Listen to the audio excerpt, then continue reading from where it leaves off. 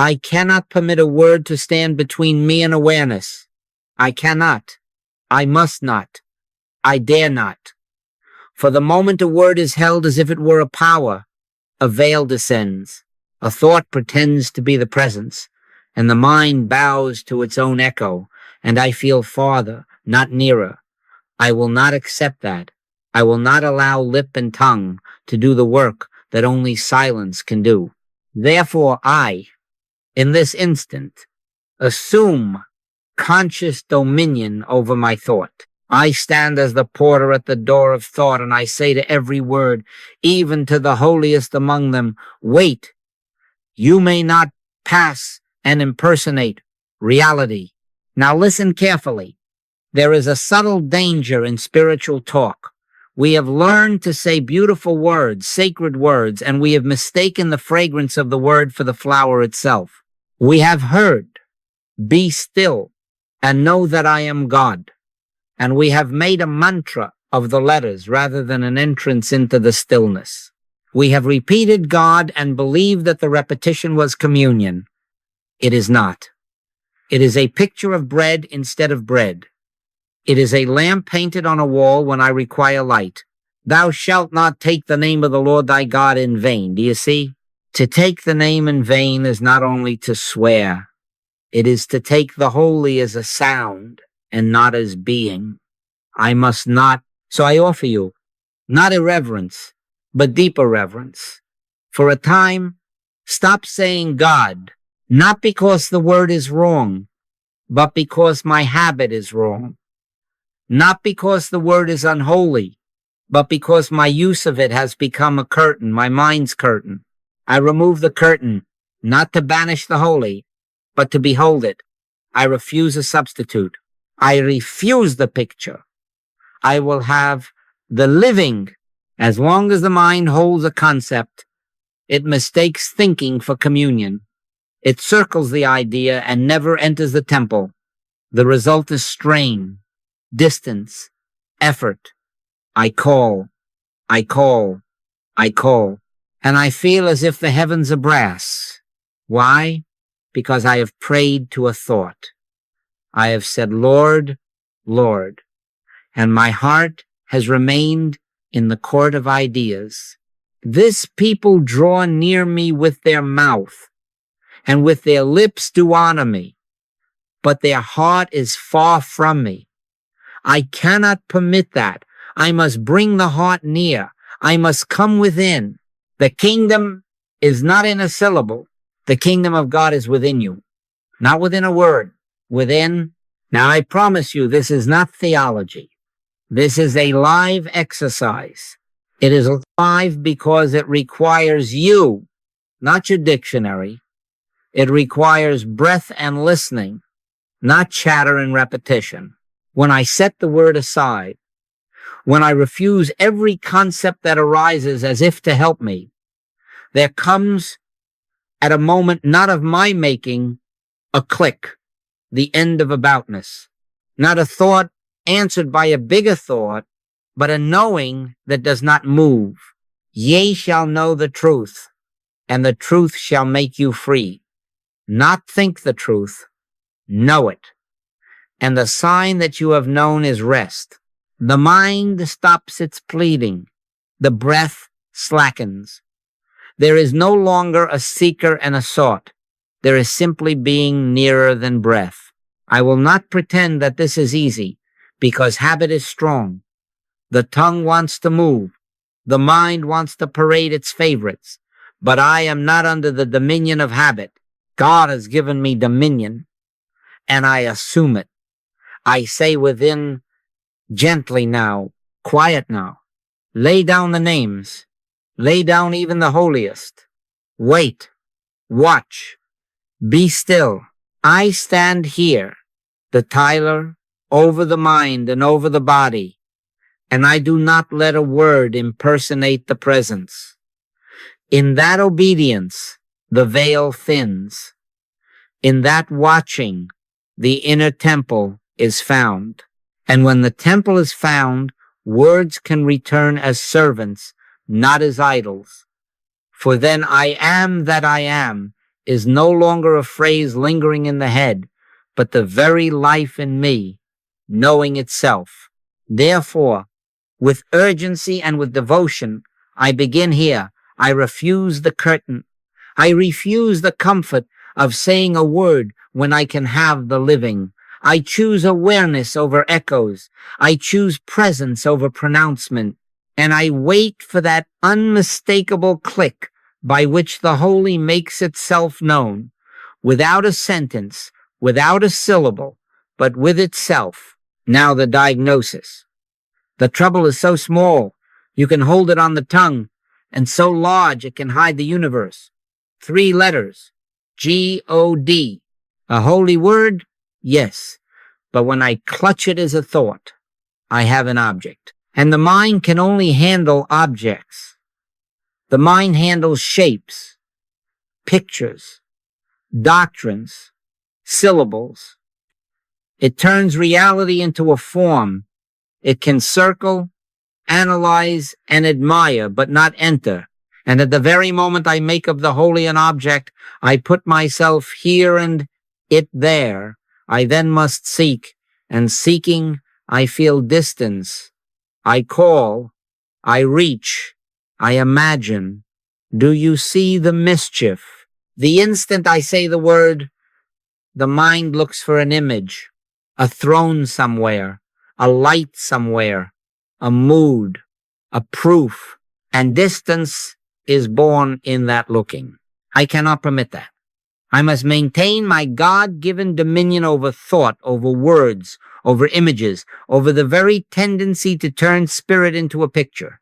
Thou shalt not make unto thee a graven image, not only with hands, also with the mind. A carved idol of stone is no more dangerous than a carved idol of syllables. A graven sound is still a graven image when I bow to it. God is a spirit, and they that worship him must worship him in spirit and in truth. Spirit will not be caught by a net of letters. Truth will not be reduced to a 3-letter coin passed back and forth to purchase feelings. Now I know the objection that rises. Are you denying God? No. I am denying my worship of my own mental picture. I am denying my lip service and my memory and my sentimentality. I am denying the idolatry that substitutes thought for awareness. This is not irreverence. It is reverence. This is not atheism. It is the end of word theism. I am insisting on spirit as spirit, not spirit as an idea for my head to polish. Why does the seeker feel far? Because the seeker is seeking an object.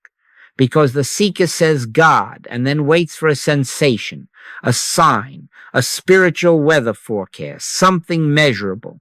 And when nothing dramatic happens, the mind whispers, perhaps I am not worthy. Perhaps it is not near. And yet, he is not far from every one of us. For in him we live and move and have our being. Nearer than near, closer than breath. But the thought object makes of nearness a geography and of being a topic. I will not accept that. I cannot let a map pretend to be the country. Let me confess, I too have uttered God with fervor, with tears, and sometimes it lifted me for a season, but more often it became an echo, a memory of yesterday's manna, and the heart felt hungry while the lips stayed busy. Use not vain repetitions, as the heathen do, for they think that they shall be heard for their much speaking. I know that trap. Sometimes it still tries to catch me, but not for long. I snap out of it. I take my post. I stand as the porter at the door of thought, and I ask each rising notion, are you the living or an idol trying to pass on the strength of a name? This is the test. Does the word fall away, leaving quiet, substance, presence? Or does the word summon more words, arguments, memories, spiritual daydreams? If it multiplies words, I send it away, gently but firmly.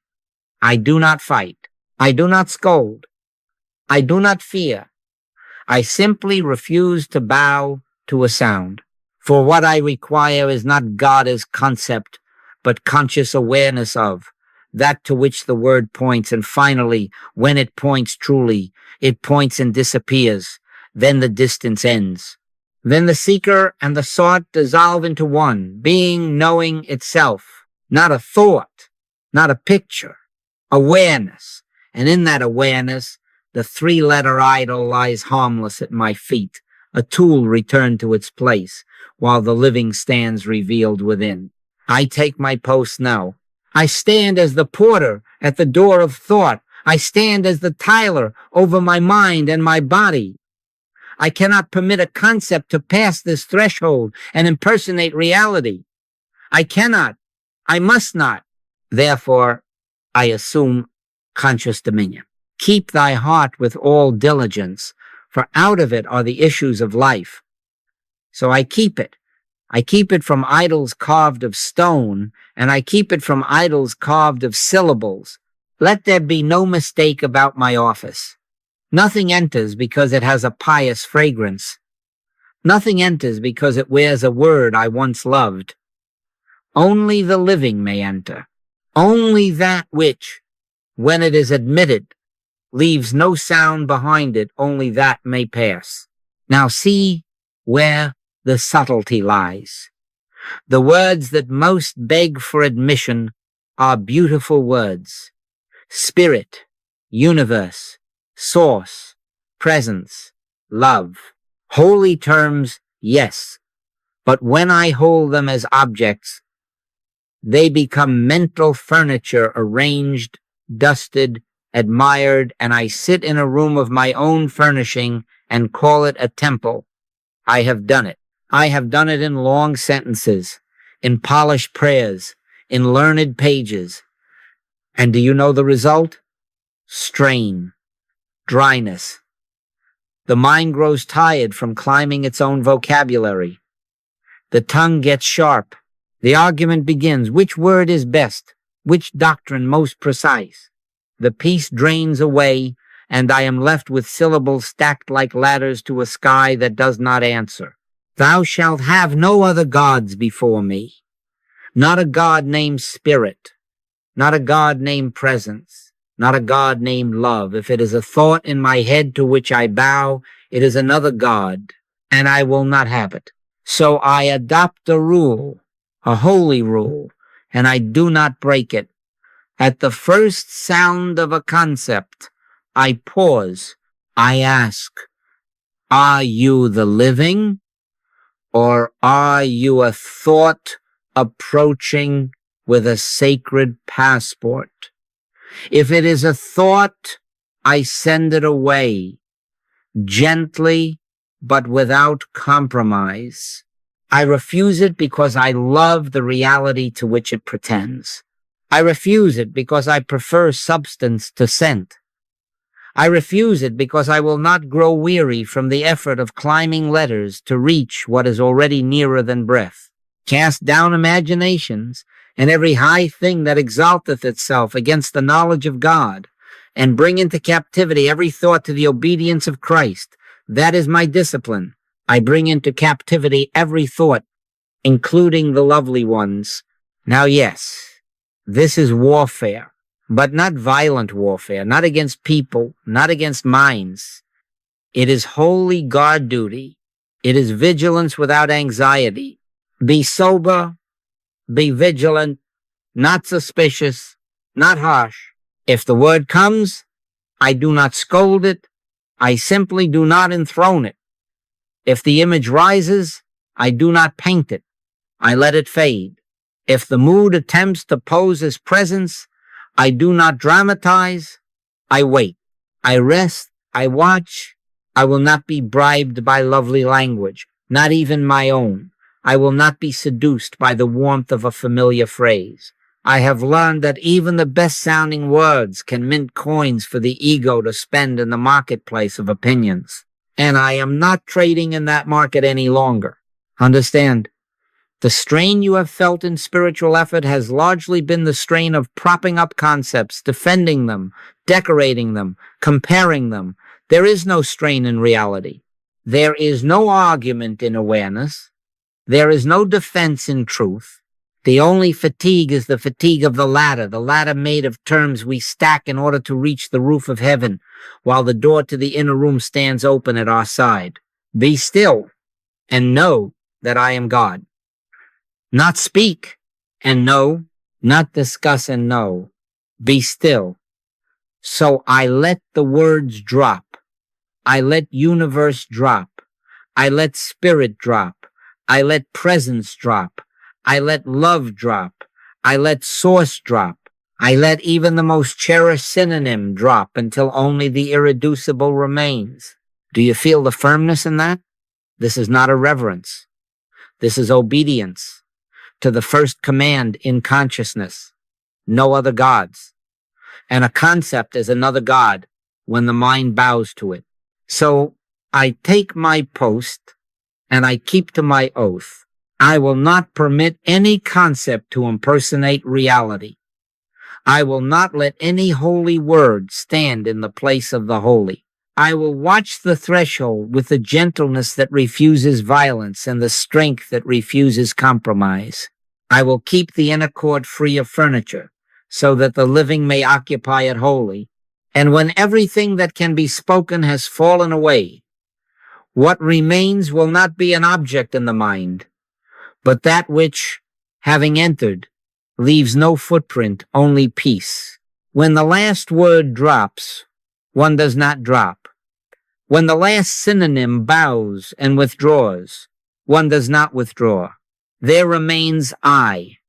Now listen closely, for here the whole road turns. There's one word you cannot strip away. It strips you. There is one word that is not a concept pointing outward, but the very opening inward. I. Not a thought about God, not a doctrine, not the echo of a sermon. I that is before the thought of God. I that is the way of knowing. I that says of itself, I am that I am. Not syllables, being. But now I must warn you, because this is the place where the personal self loves to put on a crown and call it a halo. It has to be a gentle I, not an egotistical I, not the eye of a swashbuckler marching through the marketplace with spiritual medals, not the eye of me improving me, not the eye of achievement, not the I that claims specialness, advantage, superiority. That is not I. That is Joel wearing oversized garments. And I never must confuse Joel with I. Joel is a name on a driver's license, a voice making sounds, a bundle of memory, fear, opinion. Joel can be tired, elated, mistaken, corrected. Joel can forget. I cannot forget, for I is not a person remembering God. I is God remembering itself as this very life. Before Abraham was, I am. Do you see? Not the man, not the personality, but the timeless I that is the depth of every being. Therefore I draw a bright line. Never do I permit the personal sense to borrow the holiness of I. Never do I let the little self stand on tiptoe and say, look at me, I have found. I is not found by me. I finds me and dissolves the me. It is no more I that live, but Christ liveth in me. Not the proud I of personal boast, but the Christ I, the universal selfhood, announcing its own presence. When I say I in this sacred sense, I am not adding a thought. I am removing the distance thoughts create. I becomes the doorway. Step through. And there is no subject looking at an object. There is only awareness knowing itself. Now, why do I dare to trust this word when I have refused all others? Because every other word is about I is of. Every other word circles the temple. I is the temple entering itself. Every other word rises in the head and points. I rises from the core and knows. When I rest in I without adjectives, without proud banners, just I, gentle. Unforce the mind ceases its chase. The porter has nothing more to refuse, because the one who stands watch and the one who would enter are the same. Be still and know that I am God. Do you hear? Not be still and think of God. Be still and know I am. That is the end of aboutness. Now, yes, I will confess. Sometimes the habit tries to decorate I. It tries to say, I am spiritual, I am advanced, I am powerful. In that instant, I know I have lost I and return to Joel arranging mirrors. So I correct it. Gently, but immediately, I drop every predicate and stand in the nakedness of I. Not I am this or that, just I am. That is the gentleness. That is the safety. That is the humility that cannot boast because it has no other to compare itself with. A bruised reed shall he not break, and the smoking flax shall he not quench. The true I does not bruise, it heals. It does not parade, it pervades. It does not argue, it abides. And as I abide, identity clarifies. I then am the bread of life. But hear me, not Joel serving bread to the world. I, the life itself that feeds all, including this appearance called Joel. I then am the light of the world, but not as a torch held over another. I as the very seeing by which seeing is. I then am resurrection and life, but not as a future event to achieve. I as the immediate rising of awareness out of the grave of concepts. These are not boasting claims. These are recognitions spoken from the quiet center where I and my Father are one. So I invite you into the simplest oath you will ever keep. I will say I gently, and I will mean the one. I will not let the little self conscript the word for its campaign. I will not let pride hitch a ride on holiness. I will stand in I until the strain falls off, and the nearness is no longer a hope but a fact. No man cometh unto the Father, but by me, not by the person of another, not by the pelting of prayers, but by the me of your own being, the I that is the door. Step there, and in stepping, you find you never moved. The distance was a dream of words. And now, notice how quiet this becomes. With the predicates gone, with the banners folded, with the swashbuckler dismissed to rest, I remains not loud, not dramatic, not even interesting to the mind, simply present. Here is the end of seeking and the beginning of being. Here the porter is at peace at his post, because there is nothing left to guard against. I guards itself by being all.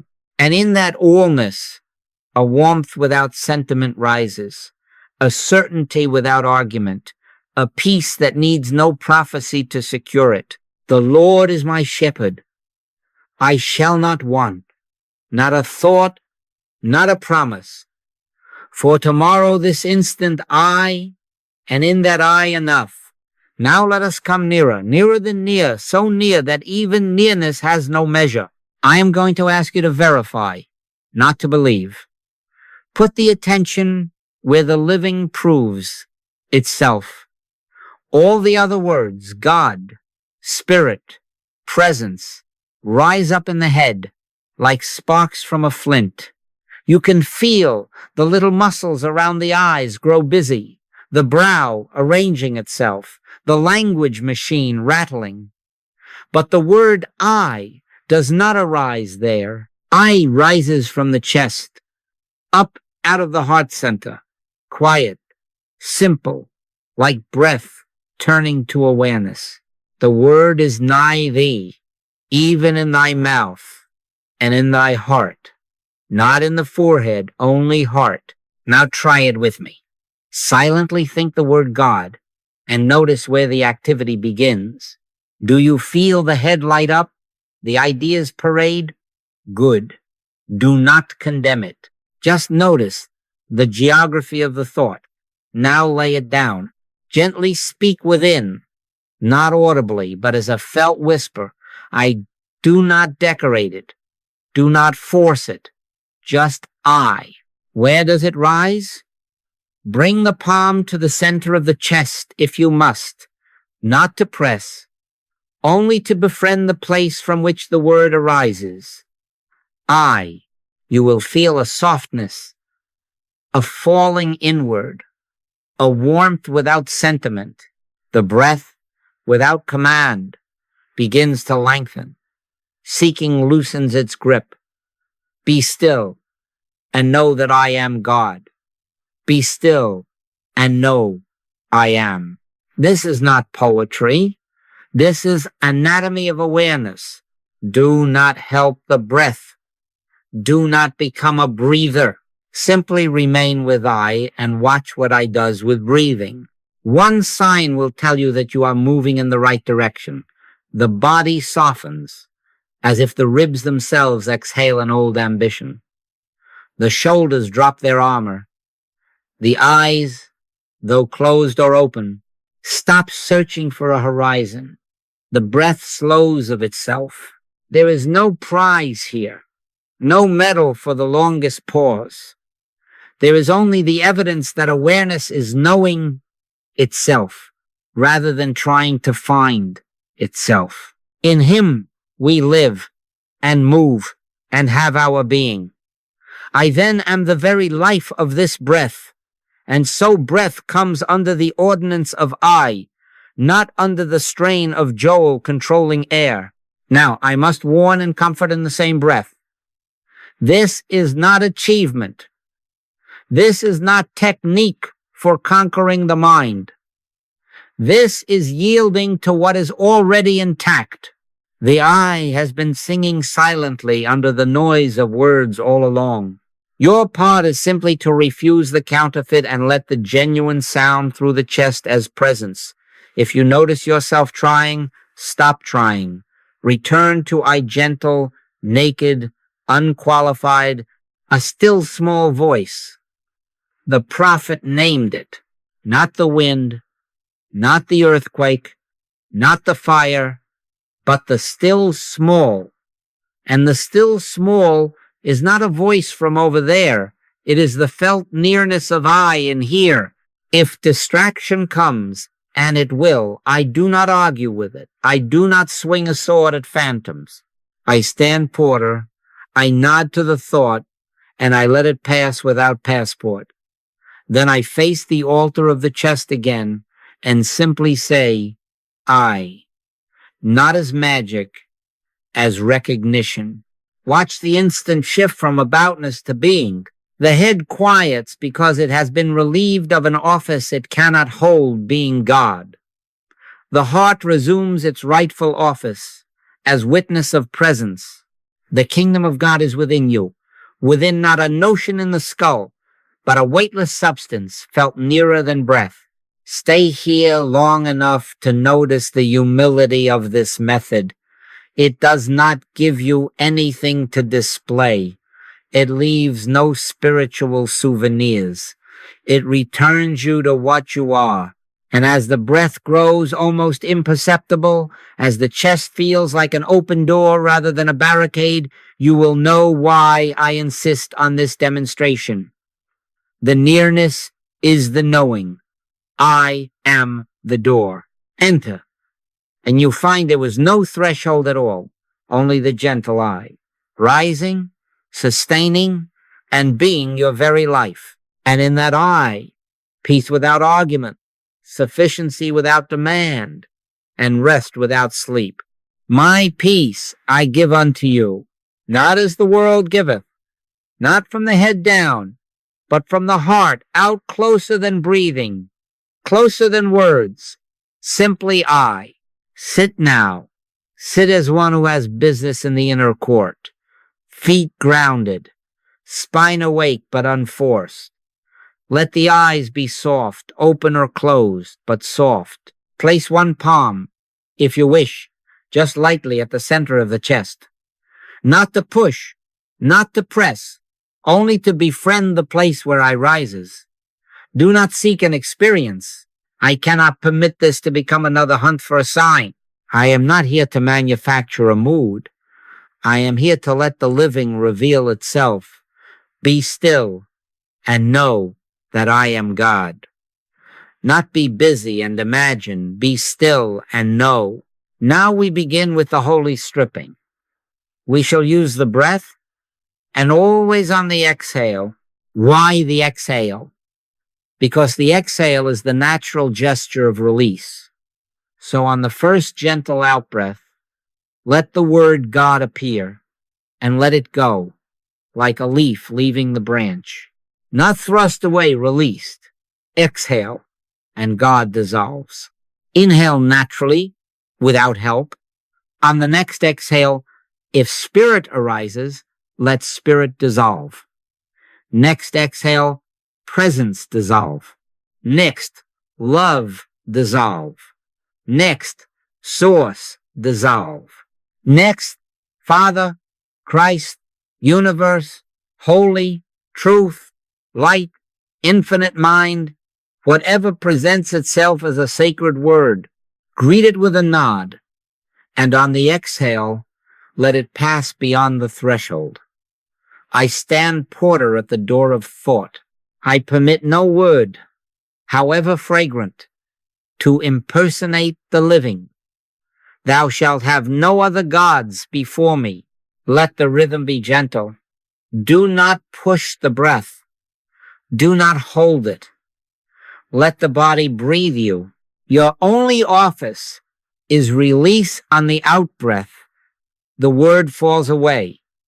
If images come dressed in those words, temples, thrones, lights, let the image go with the word. On the exhale, if no words arise, do not go hunting for them. Rest with the breath until another presents itself, and then release it. Inhale, no assignment. Exhale, release the next word. Use not vain repetitions. We are not chanting. We are emptying. After a few cycles, the room of thought grows unfurnished. You will notice the head quieting, the eyes less eager to search the horizon. Shoulders loosen, the breath lengthens of itself. In returning and rest shall ye be saved, in quietness and in confidence shall be your strength. Now we come to the last word. There is one we do not throw away as a thing. We receive it as entrance. On the exhale, barely breathe, without strain, without banner. Let I rise and dissolve into its own source, just I. Not shouted, not asserted, barely breathe. Like dew that does not fall but appears. Exhale, I. Then let the breath do as it wishes. Exhale, I. No predicate, no decoration, no me bragging on God, just the gentle I, rising from the chest and returning to the chest, closer than breath. If any other word tries to attach itself, holy I, perfect I, powerful I, send the adjectives away on their own outbreaths and remain with I. This is the narrow gate. This is the door. I am the door. By me, if any man enter in, he shall be saved. Enter by the simplicity of I. Now, what do you notice? Do not look for fireworks. Look for quiet. Notice that the breath becomes almost imperceptible, not held, simply subtle, as if the ribs themselves were listening. Notice the absence of aboutness. You are not thinking of God. You are aware, knowing, has replaced thinking. The mind stands relieved at its post. The heart bears witness. Peace without argument arises of its own accord. The word is nigh thee, even in thy mouth and in thy heart. Here, the word is no longer a sound, it is being. Remain here for a few more gentle exhales. I, I, I. Each outbreath a surrender of distance. Each inbreath a gift not asked for. If a thought returns, you have your office. On the next exhale, release it. If a sacred synonym returns, wearing yesterday's perfume, on the next exhale, release it. Return to I gentle, naked, unqualified. And as the breath grows quiet and the chest feels more like an open door than a wall, recognize the sign. Awareness has dawned. You have not reached out and found a concept. The living has found you where you are. Ye shall know the truth, and the truth shall make you free, not by argument, but by this still, wordless knowing, simply I. There is a moment, do not look for it with your eyes. You will miss it with your eyes when the strain of reaching slackens of itself, and as if a latch inside has fallen into place, there is a click. I call it a click not because there is sound, but because there is finality.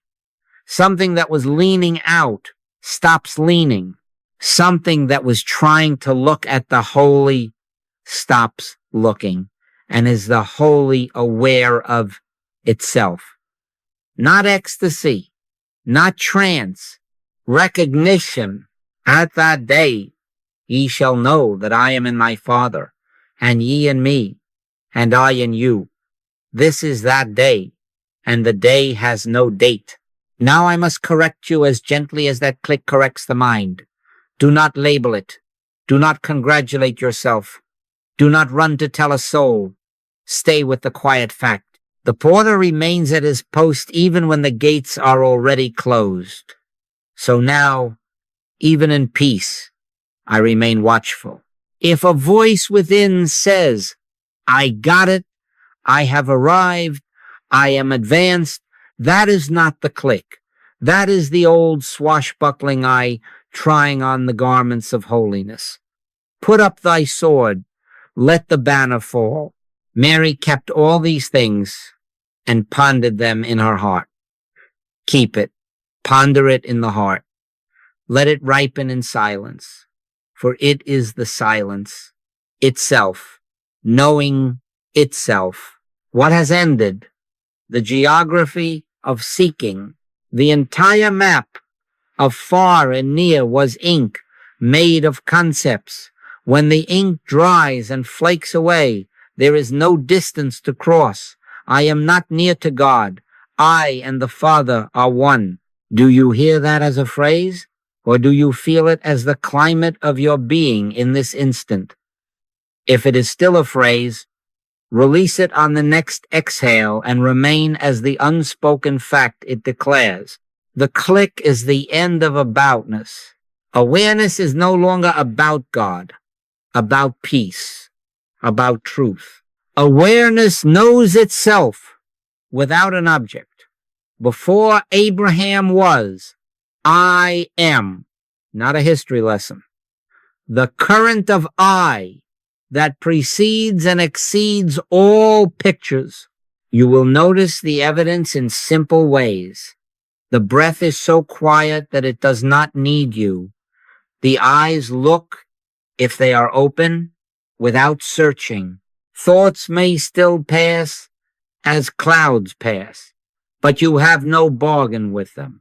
You are no longer the petitioner at a window trying to secure an audience.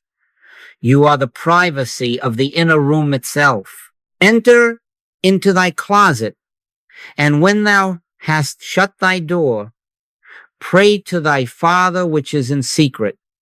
The door shuts by itself, not slammed by discipline, but wrested from the habit of swinging outward. I cannot permit the mind to turn this into an achievement. If a thrill arises, it is a visitor. Let it bow and pass. If tears come, let them water the ground and be done. If nothing at all is felt, remain as nothing. The click can be so unadorned that the personality feels cheated. It is not cheated. It is relieved of duty. Here, I am not rehearsing truth. I am truth at rest as itself. The peace of God, which passeth all understanding, shall keep your hearts and minds. Notice, the peace keeps you. You do not keep it. That is the click. Now, yes, the world of forms will present itself again. Work, conversation, the clatter of commerce and mind will wish to turn this recognition into a story, an identity badge, a secret superiority. Guard against it. Be sober. Be vigilant. Not tense, vigilant. The instant you notice a narrative forming what happened to me, my experience, my attainment, drop the nouns and return to I, gentle, unqualified. The click is not once for all as an event. It is once for all as a fact that abides. Abide with it, and you discover that it abides as you. Abide in me, and I in you. This is not two. This is the grammar of oneness, speaking to itself.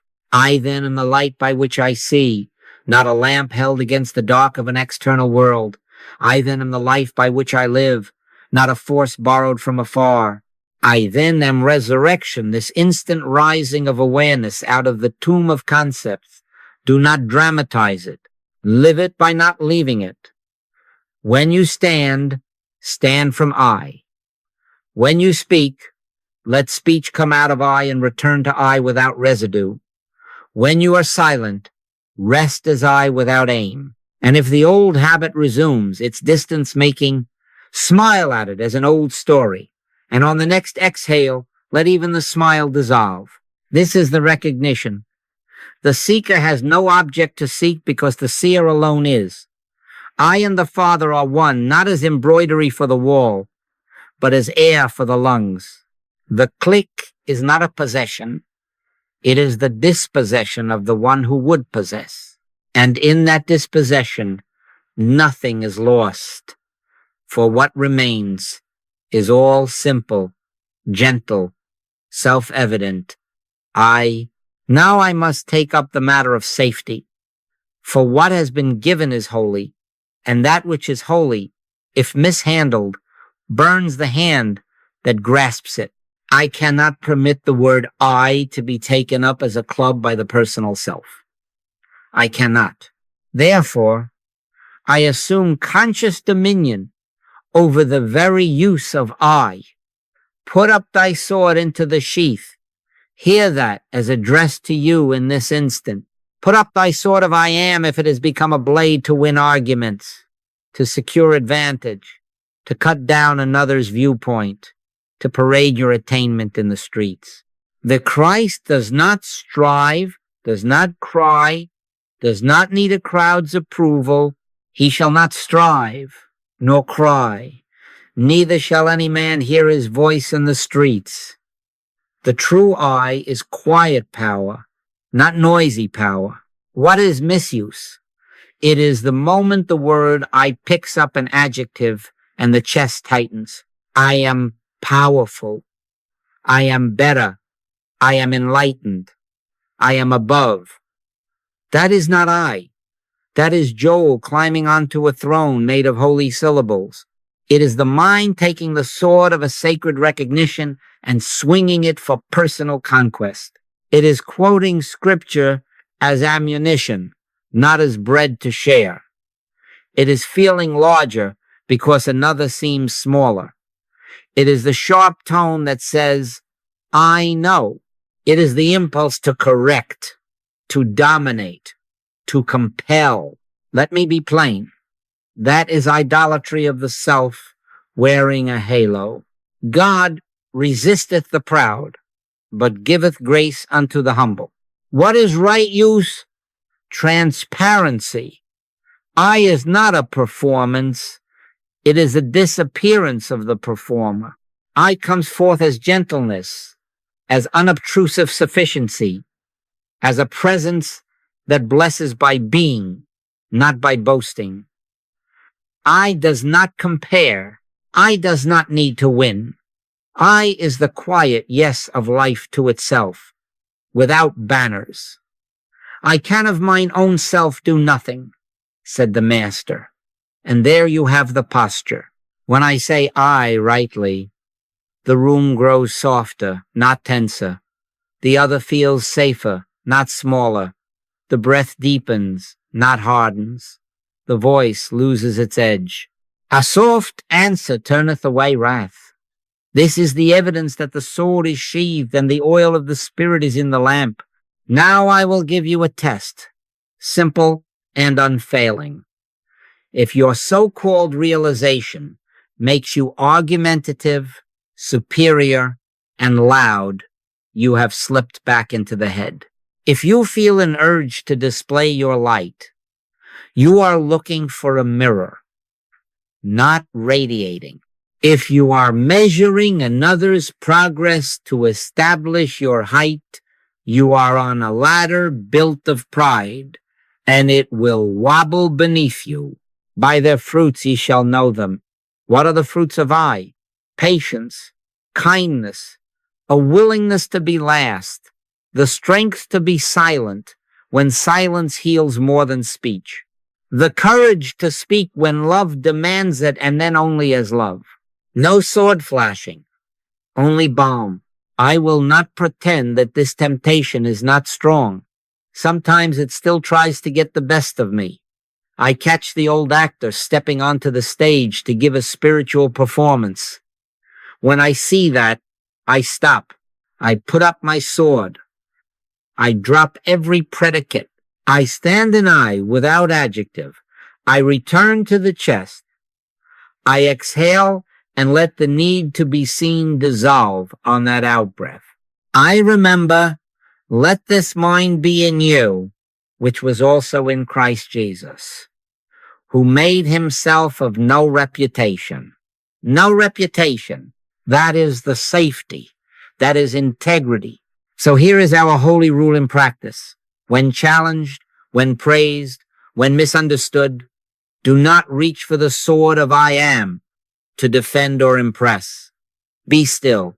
Say within, gently, I. If words are given, let them come washed of self-importance. If no words arise, let silence be your answer. For silence is not weakness when it is full of I. If a conversation grows hot and you feel the old swashbuckler reaching for the hilt, touch the chest lightly and breathe. I. The heat will reveal itself as thought from the head. You will feel the softness return, and you will know that you have passed from misuse to right use, because there is no one left to win, only the one left to be. This is my vow and yours, if you will take it. I will keep the I gentle. I will keep it impersonal. I will not let holiness serve the appetite of the little self. I will not wield the sword to cut, but to prune my own pride. I will not trumpet revelation as rank. I will be content that the Father who seeth in secret rewardeth openly, and that the only reward is more of himself as my very life. And in that life, there is no victor and no vanquished, only the quiet reign of I, sheathed, sufficient, and free. Now I must set you free from a very old whip. The habit of words will return. It will. The mind has been trained from childhood to label, to narrate, to reach, to make a little shrine of syllables and call it holy. Do not make a sin of that habit. Do not hang it around your neck as guilt. Let me repeat that. Error is impersonal. The rush of concepts is not your identity. It is suggestion, hypnotism of language, world thought looking for a listener, The human scene is saturated with it, the radio of the race murmuring day and night. If you make it personal, my fault, my failure, you have swallowed the bait twice. There is therefore now no condemnation to them which are in Christ Jesus. Hear that now as a command to you. No condemnation, not because you are lax, but because you are learning to stand as I, and I is not under condemnation. I cannot permit self-accusation to masquerade as spirituality. That self-blame is only another word, only another mask of the same impulse to speak about rather than be. Adam named the creatures. The mind loves to name. But I am before the naming. So when the words rush back, God, spirit, presence, duty, failure, success, do not fight them. Do not wrestle with fog. Recognize impersonal suggestion, hypnotism of language. Not my mind, not my eye. Then let it drop as a garment falls from the hand that has ceased to clutch it. Resist not evil. Not because evil is welcome, but because resistance makes it your dance partner. I refuse the dance. I stand still here is the remedy. Simple and unfailing. The instant you notice the parade begin, do not join the march. Name it correctly, impersonal suggestion, and turn inwardly to the chest. Place the palm, if need be, to befriend the holy center. On the exhale, always on the exhale, release the whole string of words without sorting them, without judging them, without arguing their theology. Exhale and let the rope go slack. Then barely breathe without banner. The breath will show you are on track. It will lengthen by itself. The ribs will soften by themselves. The eyes will stop searching by themselves. Be still and know that I am God. Be still and know I am. No aboutness, only being. Do not negotiate with thoughts. I do not parley with visitors who carry no letter of introduction from the chest. I am the porter at the door of thought. I stand as a tiler over mind and body. If a thought knocks with noise, I do not shout back. I let the door be quiet, and the knock finds nothing to strike. If it whispers of guilt, you failed. You lost it. Remember, that is only the mind seeking a new contract. I sign no contracts with suggestion. I answer with silence. And within that silence, with I gentle, impersonal, sufficient. Get thee behind me, Satan. Not to a person, but to suggestion as such. Back of me, behind me, out of office. The office is occupied by I. Now, yes, it will return tomorrow, and later today, and in 5 minutes. Good. That is your chance to prove the impersonal nature of error and the permanence of I. Each time you notice, you have not failed. You have awakened. Each release strengthens the knowing that you are not the author of the word storm. You are the sky in which weather forms and dissolves. You are not a referee of thoughts. You are awareness at rest as itself. And as you return and return and return, the habit that once dragged you by the collar will learn it cannot find a hand to grip. The breath grows quiet. The chest remains soft. The world's radio keeps playing somewhere, but not in you. Thou wilt keep him in perfect peace, whose mind is stayed on thee. Stayed, not strained, stayed as I. So take this vow with me. I will not blame myself for the mind's habit of words. I will treat every such movement as impersonal suggestion. I will not negotiate. I will not fight. I will stand porter. I will return gently to I. And in that gentleness, condemnation dries up, effort unknots, and peace that needs no proof keeps the heart and mind. The words may circle like birds, but I remain the still air in which they cannot find a branch. Now I must widen the circle and show you what this does to the world you think you share with others. As long as I hold a sacred word in the head, camps arise. My belief, your belief, my doctrine, your doctrine, my God, your God. And with camps come borders, and with borders come gods, and with gods come quarrels. I cannot permit this in my consciousness. I cannot permit a three-letter idol to divide the indivisible.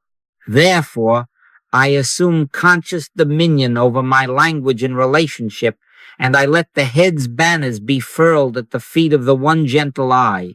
One Lord, one faith, one baptism, one God and Father of all, who is above all, and through all, and in you all. Hear that now. In you all, not parceled, not franchised, not sold retail. There is not my awareness and your awareness. There is awareness appearing as you and as me, one self, communing within itself. There is not my life and your life. There is life living itself as all. There is not my Christ and your Christ. There is only the I that said, I am the way, the truth, and the life, and that I does not wear a team jersey. The moment I rest in I, the false arithmetic of separation collapses. I and the Father are one, and therefore I and my brother are one. For we, being many, are one body in Christ, and every one members one of another, members one of another. Do you see why quarrel cannot survive here? To strike the hand is to bruise the arm that is my own. Now to supply, because supply is where camps become lawsuits. The world of concept says, my supply and thy supply, my market and thy market, my gain and thy loss. That is Babel. I cannot live there and have peace. The earth is the Lord's, and the fullness thereof. If the fullness is the Lord's, and the Lord is the very eye of my being and yours, how shall I hoard against you without choking myself? How shall I overcharge you without taxing my own blood? How shall I underpay your labor and not write a deficit in the ledger of my own house? With what measure ye mete, it shall be measured to you again, not as karma to frighten, but as a law of oneness to guide. There is no my supply and thy supply. There is only supply as the expression of the one. Life, therefore, giving and receiving are the same motion, like breath. To pinch the out-breath is to starve the in-breath. Bring this down to the day. In the shop, in the office, at the table, I will not take advantage. I cannot, because there is no other to take it from. If I wrongfully deprive anyone, I am depriving myself. If I bless anyone, I am watering my own root. Inasmuch as ye have done it unto one of the least of these my brethren, ye have done it unto me. This is not poetry. This is governance. I then am responsible to the one I in which all appear. My tone changes. My timing changes. My speech loses the barbs that win small victories and lose the soul's quiet. Thou shalt love thy neighbor as thyself. What neighbor? Thyself, because thy neighbor is thyself in another form.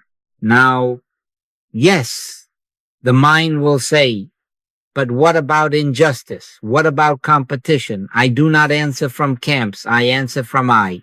From I cannot compete against you. I can only compete with you. From I cannot injure to advance. I can only reveal abundance by trusting the one source that is not mine or yours, but ours as I. From I speak truth with courage, but without hatred. I set fair prices without greed. I hire and pay and trade as one who breathes with the same lungs as those before me. If I must refuse, I refuse without malice. If I must confront, I confront without enmity. A soft answer turneth away wrath, not because softness manipulates, but because gentleness is the very texture of I. So take this vow with me. I lay down my God and your God at the threshold of the heart. I lay down my supply and thy supply at the door of breath. I stand porter at the border of mine and thine, and I refuse admission to any thought that divides what God has made one. I will not sue for what already is mine as ours. I will not fight for what peace supplies. By right of being, blessed are the peacemakers, for they shall be called the children of God. We do not make peace by treaty. We reveal peace by recognition. And as I rest in the gentle, impersonal I, separation dissolves, quarrel loses its oxygen, swords beat themselves into plowshares, and daily life becomes a single field tended by one, life harvest enough for all. Now let us look, because I cannot permit truth to remain a well-phrased abstraction in the head. I must go to the window of the world and let the world preach the same sermon in leaves and feathers and tides. Consider the lilies of the field, how they grow. They toil not, neither do they spin. Do you hear that as poetry, or do you see it now as instruction? Look at a blade of grass just beyond your shoe. Look at a tree, at the small intelligence by which it leans into light without a committee. Listen for a bird, any bird. Hear the tide if you are near it, or remember its rhythm if you are not.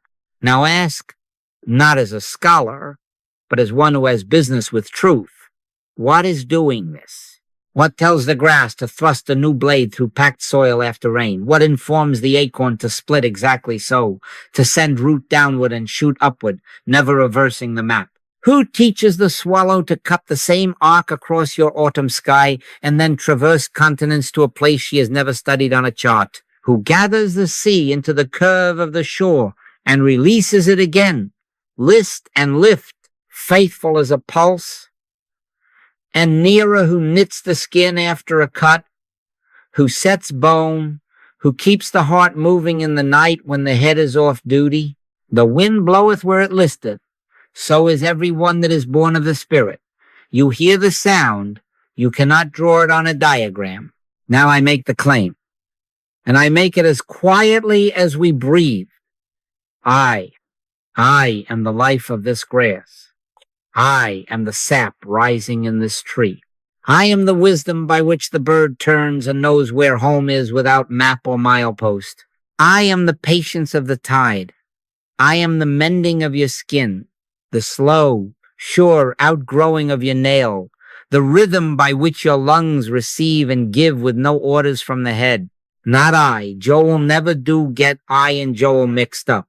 I, the one life, the one self, the one gentle presence that we named and stripped and found as nearer than breath. In him we live and move and have our being. Not in parts one, life being, itself as grass, as bird, as tide, as you. Now stand very still inside. Do not reach outward to hold any of this. Let it hold you. Put a light hand at the chest if it helps you remain with I. Look again, softer. The mind will wish to label photosynthesis, instinct, lunar gravity. I do not argue with science. I go behind it. What is the animator that science describes? What is the continuity that does not sleep? What is the everywhere intelligence quietly fulfilling itself as order, not by might nor by power, but by my spirit, saith the Lord? That spirit is not a gust from elsewhere. It is the very texture of I, here, now. If you are listening rightly, you feel the decrescendo. The need for words thins. Awe rises, not as spectacle, but as a hush that understands. You do not make the hush. It makes you. You do not summon the life in the grass. It identifies itself as your very breath, while you watch the grass be itself. The bird does not pray to a distant deity to know where to go. It moves because movement is its prayer, answered before asked. So here, I do not think God. I am aware as I the same, I moving the sap, steering the wing, turning the tide, healing the womb. The earth is full of the goodness of the Lord. Full, not sprinkled, full. And that fullness is I. Let it be proof enough that you can stop searching for proof. Let the softness in the ribs, the unforced breath, the quiet in the eyes be the seal. We are not adding beliefs. We are recognizing being. The same living I that breathes me is the life animating all creation. Therefore, I do not need to conquer a world. I have only to cease dividing it. I stand here, and I know. One life, one I, one gentle self-evidence, speaking without syllables, in the grass underfoot, in the tree before me, in the wing and in the wave, and in this chest simply, unarguably. Now I must be as practical as the tide. I cannot permit this realization to be a weekend visitor, a retreat mood, a chapter in a book. Therefore, I assume conscious dominion over my day by appointing many small returns to I. Pray without ceasing. Do you hear that as an impossibility or as a method hidden in plain sight? It does not say pray long. It says do not stop. So I will not wait for an hour on a cushion to be spiritual. I will distribute my freedom across the hours in 4-minute offerings, many times a day, until the habit of concepts thins and the habit of I establishes itself as climate. Here is the rule. On the exhale, always on the exhale, I let every word dissolve. God, spirit, truth, practice, even prayer gone. I do not argue them out. I let them fall by their own weight when I cease holding them up. I place a light palm at the chest if that helps me remember where I live. Then, for a few breaths, 3, 4, perhaps 5, I rest as I gentle, impersonal, nearer than breath. Nothing is added. Nothing is asked. I am. In quietness and in confidence shall be your strength. That quietness and that confidence are not emotional. They are the felt nearness of I, unadorned. Use the world as your bell. Before you speak in a meeting, 4 minutes to return. Before you open the phone, 4 minutes to return. Before you begin the car, 4 minutes to return. Before the first bite of a meal, 4 minutes to return. At the threshold of a door, hand to chest. Exhale. When the email draft is hot with urgency, pause. Drop every word, I. When fear starts its story, you know how this goes. You will lose. You must hurry. Do not bargain with it. Let the exhale carry the whole tale out like smoke through an open window, and rest as I watch and pray. Watch for the moment before the habit starts. Pray by returning to I, which is prayer without syllables. I will make it simple, so you cannot fail. Stand or sit where you are, no ceremony, no posture to perform. Exhale and release words. Touch the chest lightly to befriend this holy center. Breathe gently. Do not count, but if you must, let 4 slow breaths be the measure. On each out-breath, nothing but I barely breathe. On each in-breath, no adding, only receiving the given breath as evidence of I's sufficiency. Then resume the task. But do not leave I. Carry it, like warmth carries through a doorway. You do not try to keep warmth. Warmth keeps you. Do this many times a day, as often as the world offers a hinge. What will tell you it is working? Less strain.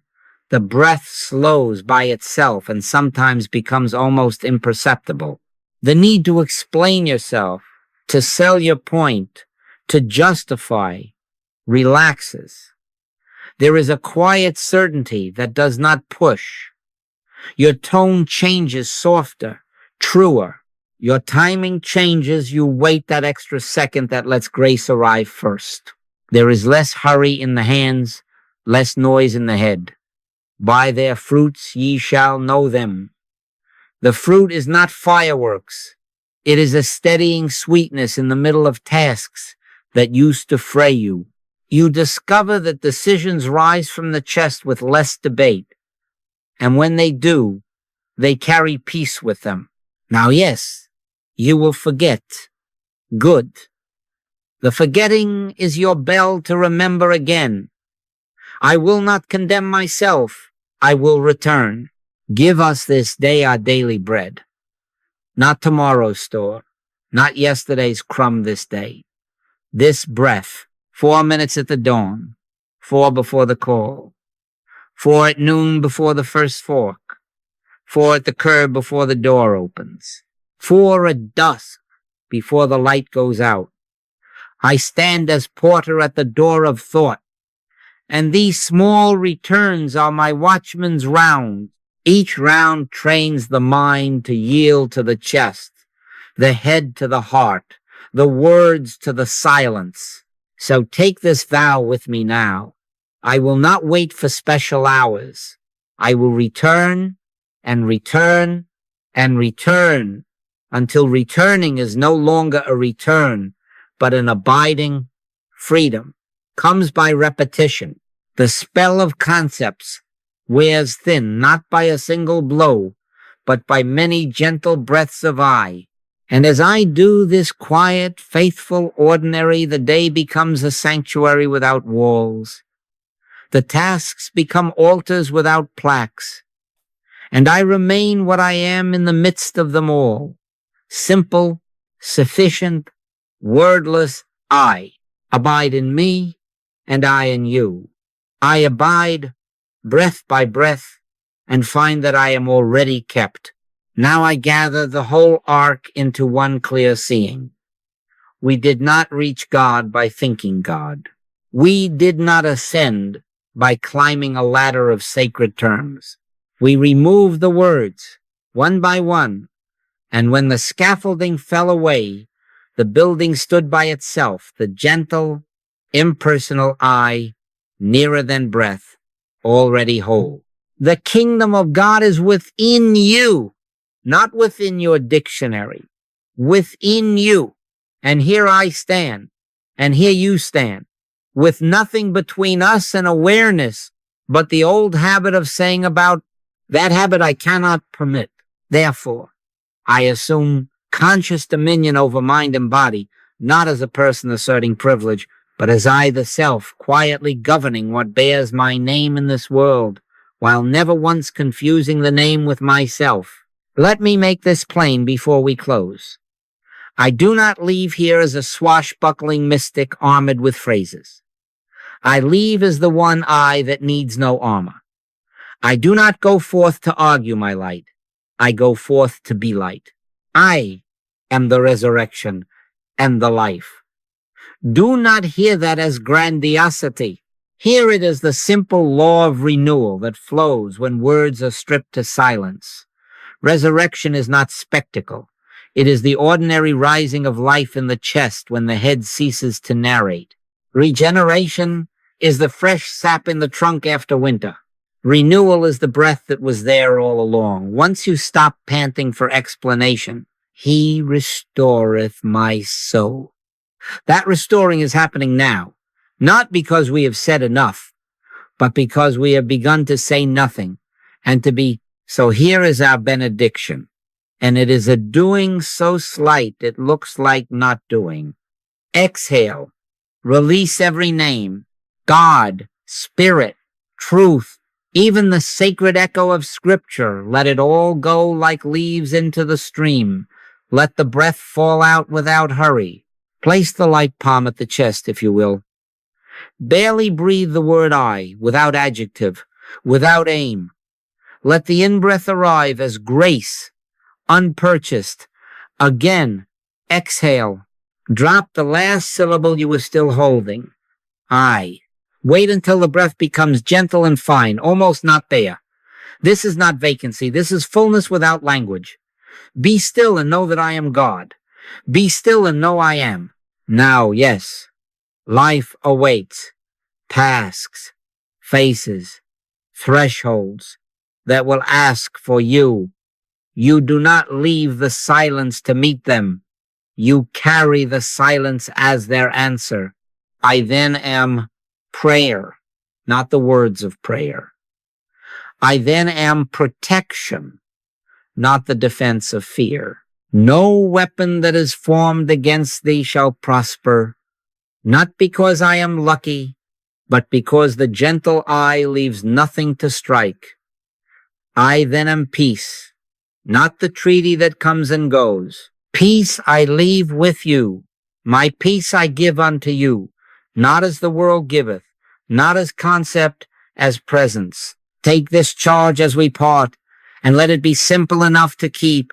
I will maintain my dominion as porter at the door of thought. I will not admit the idol of a word between me and awareness. I will return to I on the out-breath many times a day until returning is abiding and abiding is my native ease. If blame appears, I will treat it as impersonal suggestion and drop it.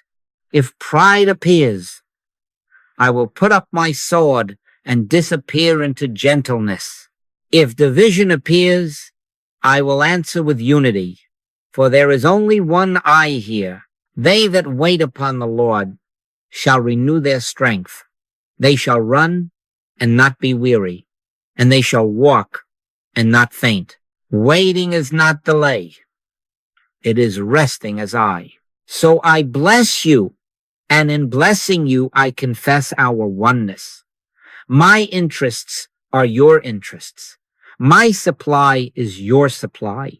My life is your life, because there is only life, only I. May the breath lead you back each hour.